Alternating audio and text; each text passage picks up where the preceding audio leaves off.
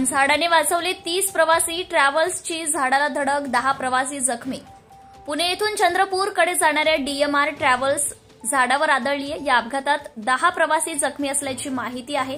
ही घटना यवतमाळ दारव्हा मार्गावरील इचोरी फाटा येथे आज सकाळी 7:30 वाजताच्या सुमारास घडली आहे।